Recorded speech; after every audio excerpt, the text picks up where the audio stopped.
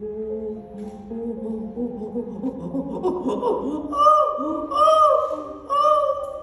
saw a very small book. It was called Tarzan of the Apes. Of course, I fell passionately in love with this glorious Lord of the Jungle. And then, to my absolute horror, he went and married a Jane, but the wrong Jane. And I was very jealous. But that's when my real dream began. I will go to Africa, I will live with wild animals, and I will write books about them. There was no thought of being a scientist. Girls simply didn't have thoughts like that in those days.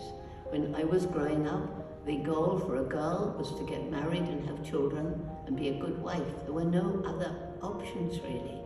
Who was going to give money for this young girl, I was 25 by this time, to go and study chimpanzees in the wild? She hadn't been to university.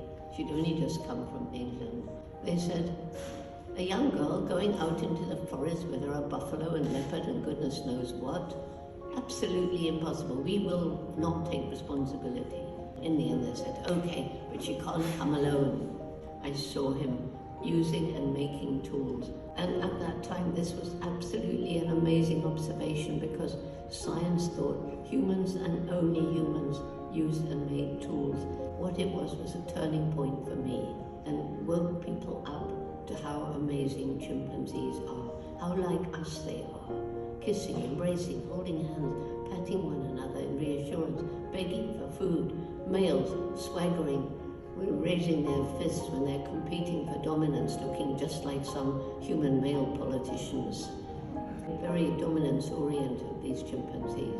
It was wonderful. Those days out in the forest, science began to change and to understand we humans are not the only beings on this planet with personalities, minds, and emotions. And in fact, the study of animal intelligence today is something which is perhaps more exciting for students than at any other time in history.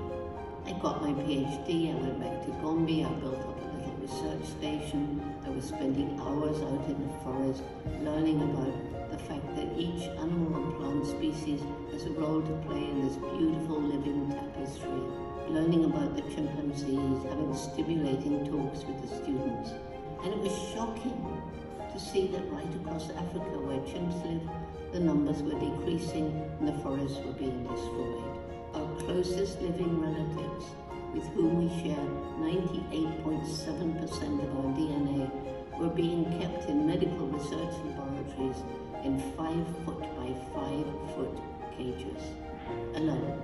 If any of you young people here are feeling that we, older generations, have harmed your future, you are so right. Probably since the Industrial Revolution, we have been having the crazy idea that there can be unlimited economic development on a planet with finite natural resources, and that short-term gain to make people rich was more important than protecting the environment.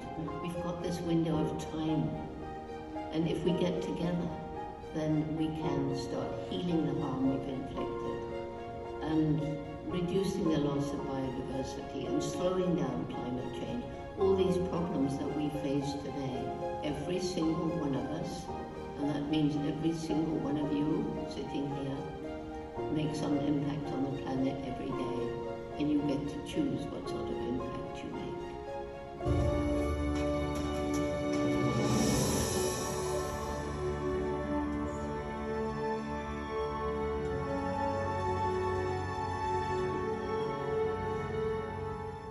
It was a very, very touching moment.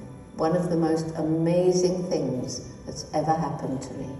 The warmth of her embrace is something I shall never forget.